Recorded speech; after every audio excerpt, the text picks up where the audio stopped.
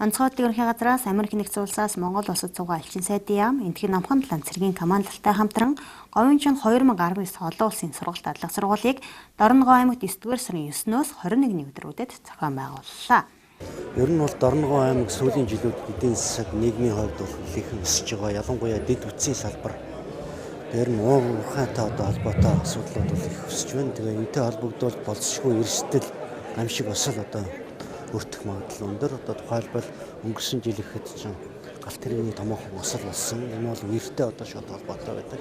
Тийм учраас болцсохгүй гамшигаас урьдчилан сэргийлэх эзлийг бууруулах тал дээр ялангуяа энэ аймаг орон нутгийн гамшигтай тэнцэх чадварыг бэхжүүлэх асуудал чухал байдаг.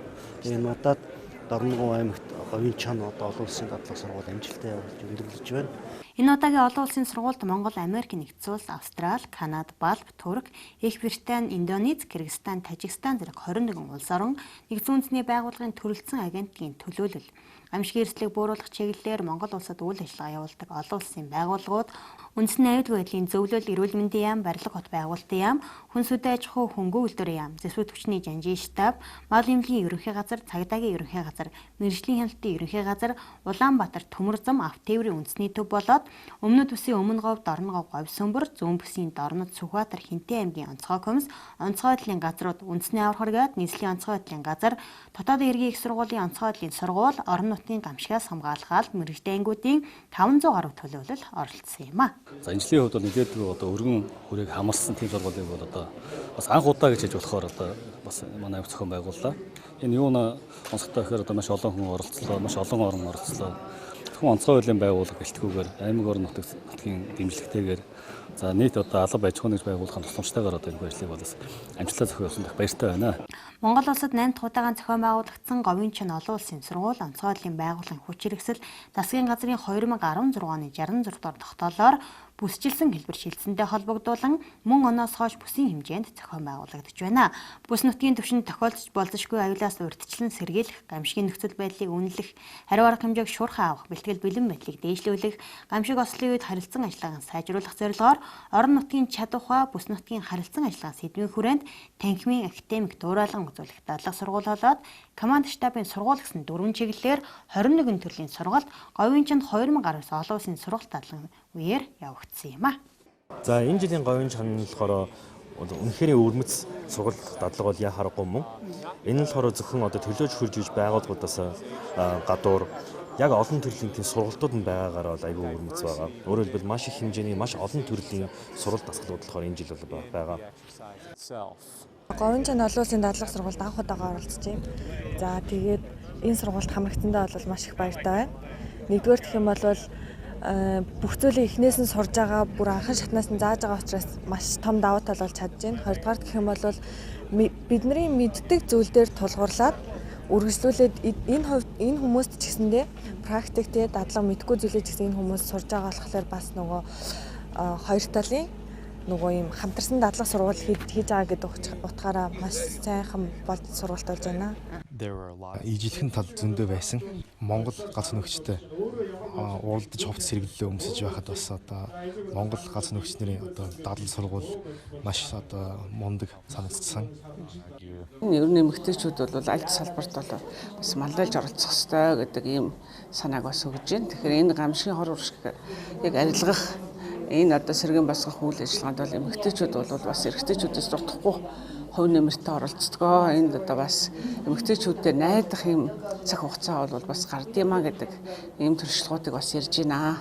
Жишээлбэл байгууллагын гамшигын төлөвлөгөөнд бид нар бие бүрэлдэхүүний бүрдүүлэхтэй жишээлбэл аврах, хэрэг хаах, бүлэг гэж мэргэжлийн анги байдаг.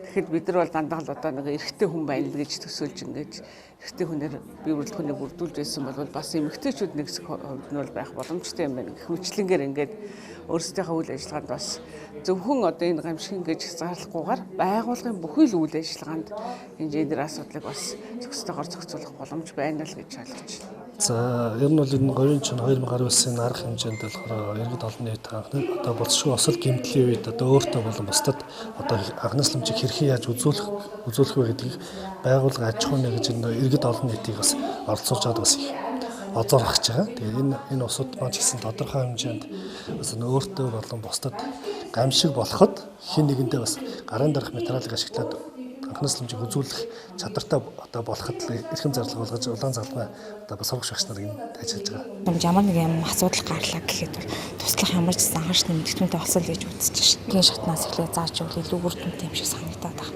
Тэгэх юм бол хүүхд анханаас инк системийн суурнаас мэддэг байвал ер нь хэрэгтэй юм шиг санагдаад байна шин.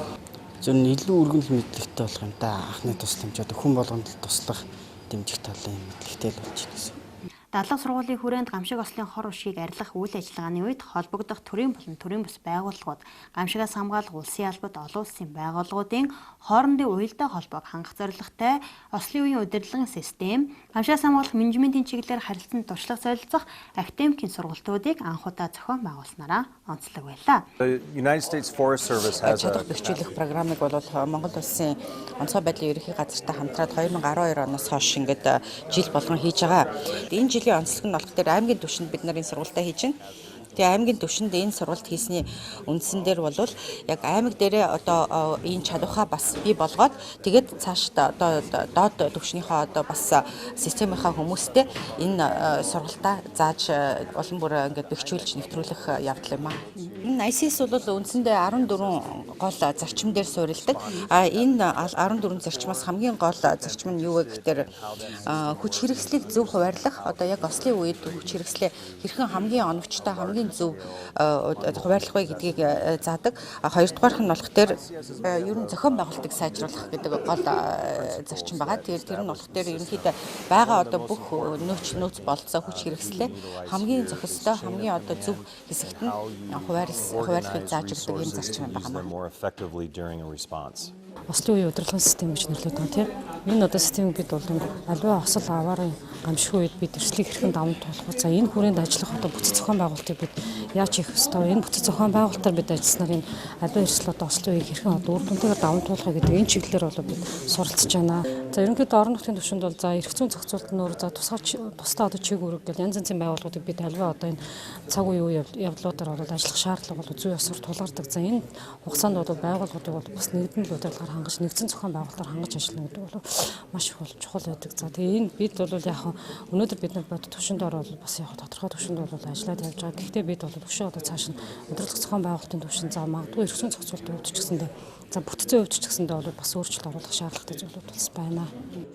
Монгол улс нь болохоор өөрөө би бол урд нь Монгол улсад хийж байгаагүй. Тэгэхээр яг ямар хөө байдал нь ямар хөө гэдэг талаар сайн ойлголтгүй байсан. Тэгээд хурж ирээд болохоор Монгол улс нь болохоор Орос хотын хооронд ингэж байгаад ийм хүн нөхцөл байдал болохоор бас гамшигын хариу арга хэмжээ амжилттай явуулж байгааг хараад их биширж байна. Тэгээд миний хувьд л яг энэ говийн чанарын хүрээнд суралц сонирхох гол зүйл маань болохоор яг Монгол улс болохоор Америкийн засгийн газартай болохоор яаж хамтран ажилладаг, яаж иймэрхүү үйл ажиллагаа явуулдаг, гамшигын хариу арга хэмжээ яаж авдаг, тэрний бол ялангуяа их сонирхолтой байна. За миний хувьд л яг сурсан гол сонирхолтой санагдсан зүйл нь юу байсан бэ гэвэл мэдээллийн системүүд болохоор байсан. Нэг ялангуяа новхон талаан гамшигын төвийн ямар мэдээллийн систем байдаг, тэр олон нийтэд болохоор хэр нээлттэй байдгийг, яаж гамшигтай болохоор хэмжээний access хүртээлтэйсэн. Тэгээ бид нэр өөртөө зүгээс болохоор бас Монгол улс энэ гамшигын зохицуулах, гамшигын хариу арга хэмжээнд бол ингэж анхаарч байгаад бидний бас их гайхаж биширч байна. За бидний гол суралцахыг хүсэж байгаа зүйл нь болохоор олон улсууд, олон байгууллагууд болохоор гамшигын үед яаж хамтран ажилладаг, яаж биеийн одоо хамтын харилцаа зохицуулт юм бэ? Тэрнийг бас санаж ирж байгаа. Говьчинд 2019 олон улсын сургалт дадлага сургуулийн хүрээнд аврагчдын мэрэгжлийн ур чадварыг дээшлүүлэх, аврах ажиллагааны арга техникээс харилцан суралцах, албад мэрэгжлийнгийн хамтын ажиллагааг сайжруулах зорилгоор газар хөдлөлтийн гамшигуйд нурсан барилгад нэрвсдийг эрен аврах, галт тэрэгний ослууд химийн хорт бод залдагдах, зам тээврийн ослын үеийн хариу арга хэмжээний дадлага сургуулийг зохион байгуулсан. Дадлага сургууль онцгой байдлын ерөнхий газрын харьяа үндэсний аврах бригад, Америкийн нэгдсэн улсын энтгийн номхон талаан цэргийн командлал, нийслэл Өмнө Говь, Говь Сүмбэр, Дунд Говь, Баян Онгор, Дорнод, Сүхбаатар, Хинтээ аймгийн онцгой байдлын газар болон Дорнод Говь аймгийн онцгой комисс гамшигаас хамгаалах алб мэргэжлийн анги зэрэг 30 гаруй байгууллагын 450 орчим ажилтан албаагч оролцсон юм а. За ер нь Говь нутаг маань өөрөө гамшигын эрсдэлтэй үсээр тооцчихсон тийм. Одоо өнөөдөр бид нар энэ сургуулиар одоо төрөл бүрийн гамшигын эрсдэлтэй нөхцөл төр одоо гамшигт хөрлийг хэрхэн бууруулах, за үүсгэн нөхцөлд нь одоо ямар одоо харилцан ажил зохион байгуулж одоо амжилттайгаар даван туулах вэ гэдэг л өнөөдрийн сургуулиар бол үндсэндээ бол мэрэгжлийн байгууллагын хувьд ч тэр, за албадуудын хувьд ч тэр, онцгой комиссийн удирдлагын төвчөнд ч тэр, за мөн одоо онцгой хөдөлгөөний байгууллагын аврагч нарын дунд ч гэсэн энэ ажиллагаа хамтын ажиллагааг бол хийж чадсанаар бол хамгийн онцлогтой гэж бодож байна. Одоо Америкт одоо ямар стандарт журам заавар мөрдөгдөж ажилтгийг. За Монголын аврагч нар Монголын нөхцөлд ямар одоо дүрм журам заавараар ажилтгийг. Тэр болгоныг одоо танхимд одоо харилцсан туршлага сольжиж сургацаад за эцсийн одоо өдөр одоо энэ танхимд мэдж авсан онлын мэдлэгээ энэ практик дадлагаар хийж үзсэн юм аа. За энэ жилийн дадлаг сургууль маш онцгой боллоо. За дээрээс нь орон нутгийн бүгд орон нутгийн аймгийн мэрэгжлийн аймагуд болон Америкийн одоо аврах багууд хамтарч үндэсний аврах бригад нийслэлийн аврах 105. За зүүн бүсийн аймагуудын онцгой байдлын алба, өмнө говь аймгийн онцгой байдлын алба гэсэн олон багууд одоо их одоо холбогдсон одоо уялдаатай маш сайн аврагын зохион байгуулалтаа гэж бодож байна.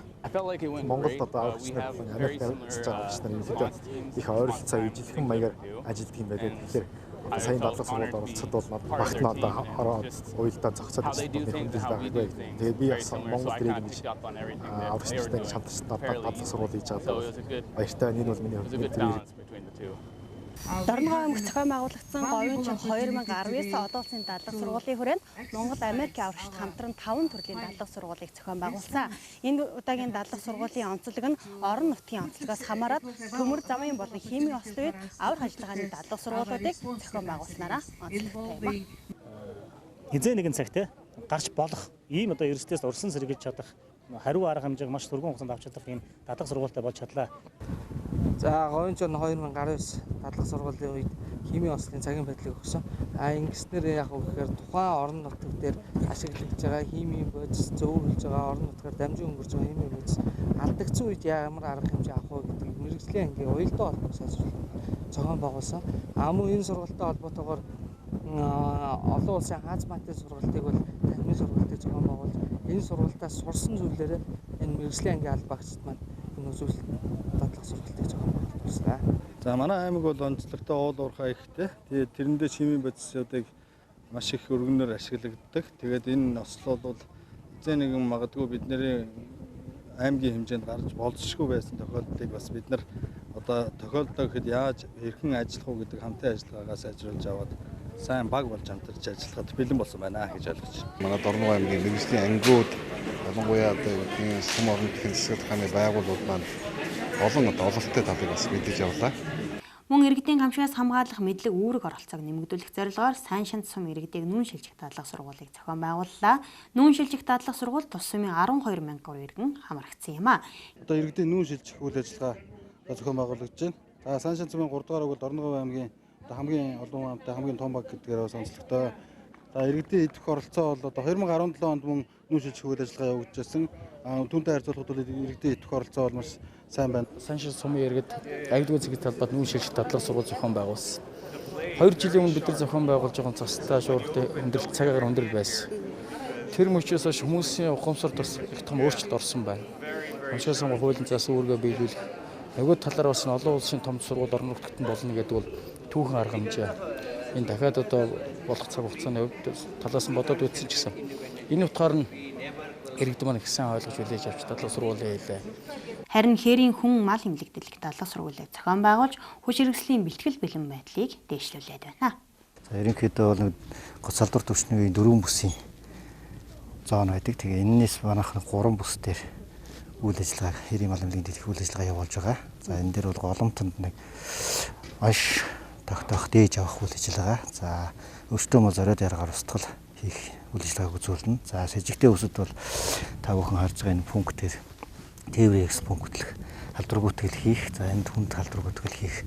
Тэгээд голомтын бүсэд нэг өрсөн сэргийлэх тарилга хийх юм ажиллагааг дадлаг сургууль дээр үзүүлнэ. За хамгаалтын бүсэд бол сэжигтэй бүсэд бол ийм ажиллагаа. За хамгаалтын бүсэд бол мал угаалгын үйл ажиллагаа гэдэг маань өөрөө бас давхар шимждэг хүчнээс сэргийлэхээс гадна 20 хэдэн төрлийн халдвар төвчнөөс урсан сэргийлэх юм арга хэмжээний хэлбэрт орж байгаа учраас мал угаалгын үйл ажиллагаа бид нарын мал эмнэлгийн ерөнхий газраас өгсөн зөөврийн баан дээр бас үзүүлэх сургалтыг зохион байгуулна. Хээрийн эмнэлэг маань бол нийтдээ 75 ортой 8 нарийн мэрэгжлийн чиглэлийн эмнэлэг үйлчлэг. Ер нь бол эмнэлэг хээрийн нөхцөлд яаж ажиллахыг л одоо сургуулж байна гэсэн үг. Түүнчлэн гамшигаас хамгаалах бэлэн байдлын төлөвлөгөөг турших, цэрэг иргэний харилцан ажиллагааг чиглэлүүлэх, олон улсын хүмүүнлэгийн тусламж хүлээн авах зохицуултыг сайжруулах, гамшигаас хамгаалах үйл ажиллагаанд иргэний байгууллагуудын оролцоог хангах зорилгоор команд штабын сургуулийг зохион байгуулсан. Тус сургуульд гамшигаас хамгаалах улсын алба, яам агентлаг, төрийн цэргийн байгууллагууд, үндэсний аюулгүй байдлыг хангах тусгаалсан чиг үүрэг бүхий байгууллагууд, олон улсын хүмүүнлэгийн байгууллагууд, гадаад улс орны төлөөлөл, бүс орон нутгийн байгууллага, төрийн бус байгууллагын 200 орчим төлөөлөл оролцож туршлага мэдээлэлээ солилцсон юм а. Энэ олон улсын хэмжээнд гамшиг ос тохиолдсон үед яаж ажилдгийг мөн одоо манай Монгол улсын хэмжээнд яаж ажиллах гэдэг энэ хоёр орны бас харилцан туршиж солилцох энэ одоо бие биендээ бас үр өгөөжтэй юм сургалт болж гэж ойлгож байгаа. Энэ сургалтаас цаашдаа бол бас энэ гамшигын удирдлагын менежментийн үед мөн одоо бас онцгой комиссийн хүрээнд яаж ажиллах уу гэдэг энэ бас мэдээллийг нэлээд дадлага барахтыг нэлээд манай хүмүүс бас сууж үлдэж явах шиг байна. Энэ бас онцлогтой байна л да. Олон улсын байгууллагууд, төрийн байгууллагууд болоод орон нутгийн байгууллагууд хоорондоо хэрхэн уялдаа холбоотой ажиллах вэ гэдэг энэ зарчмыг аягүй сайн ойлгуулж байна. Бидний тухайд бол бас яг гамшиг осол тохиолдсон үед бол хаанаас их сурвалж мэдээлэл авах уу, хинтээ илүү зохицож ажиллах уу, хаанаас ирсэн мэдээлэл дээр суурилж одоо зохицуултуудаа их үү гэдгийг л нэлээд сурч авч байна да. Непалд бол 2015 онд маш том хэмжээний газар хөдлөлт болсон. Тэрний одоо үр дагаврыг одоо хүртэл бас арилгахаар бол бие бүрэлдэхүүн бол ажилласан хэвээр байгаад Монголд бас иймэрхүү гамшиг нүүрлэлгүй бие бүрэлдэхүүн ямар байдлаар ажиллах вэ гэдгийг бол бас нүдэрээ харлаа. Тэгээд үнэхээр одоо онцгой байдлын ерөнхий газар, нутгийн удирдлага, холбогдох бусад бүх байгууллагууд бол бүх хүчээ дайчлан одоо хамтарч ажиллахад бол бэлэн байгаа юм байна. Сэтгэл зүрхээ одоо ажилдаа зориулахад бол бэлэн байгаа юм байна гэдгийг бол харахад бол үнэхээр таатай байлаа. За нийслэлийн хэмжээний ялангуяа одоо улсын албадуудын гамшигаас хамгаалах төлөвлөлт бэлэн байдал болоод энэ олон улсын баг ажилд сургаж зөвлөж байгаагаараа болоод маш одоо өндөр ач холбогдолтой сургалт. За цаашдаа болоод бид нар энэ зааж сургасан зүйлийг болоод улсын албадаа мэрэгжлийн ангуудаа яг одоо мөрдүүлж ажиллахад болоод маш үр дүнтэй ийм сургалт болж өнгөрч байна. Бид нар сургуулийн өрөөнд дэвшүүлсэн том зорилтуудад бүрэн биелүүлсэн. Өнөөдрийн 6 мэрэгжлийн ангийн тактик үзүүлэх сургуулийг үзэж харж байхад бол үнэхээр одоо аврагчдын мань ур чадвар дээшилсэн байна. Мэрэгжлийн ангийн томилгол бүрэлдэхүүн ур чадвар дээшилсэн байна. Хоорондоо ажил төрлөг учир зүгээс олдог болсон байна. Хэн яа туслах ёстой гэдгийг мэддэг болсон байна. Түргэн шуурхай болсон байна. Зохион байгуул сайжирсан байна гэдэг талаас бодоход маш өндөр ач холбогдолтой боллоо. Дорн уурчууд маань одоо бас нэг зорилготой, нэг одоо баг бажиж ямарваа нэг одоо гамшиг осол гарахаас урьдчилан сэргийлэх, гамшиг гарсан тохиолдолд багаар ажиллаж одоо бас гамшигаас урьдчилан сэргийлэх хор өнөр багтай тавтуулах ийм одоо болцоо боломжтой боллоо гэж зөвлөж байна. Говийн чин 2019 олон улсын дадлага сургууль нь олон улсаас туршлага судалсан. Орон нутгийн удирдлага гамшигын хорвошийг арилгах арга хэмжээг бие дааж зохион байгуулах чадвар эзэмшсэн, байгууллага хоорондын ажлын уялдаа холбоо сайжрахаас гадна бүс нутгийн хэмжээнд болцшгүй гамшиг ослын хорвошийг арилгах, гамшигаас хамгаалах төлөвлөлтийг сайжруулах, гамшигаас хамгаалах албад мэрэгжлийн ангийн хүч хэрэгслийг тооцож, зөв хуваарлах зэрэг улс орны гамшигын бэлтгэл бэлэн байдлыг дээшлүүлэхэд чухал ажил бодолтой сургалт болсноороо онцлог байлаа.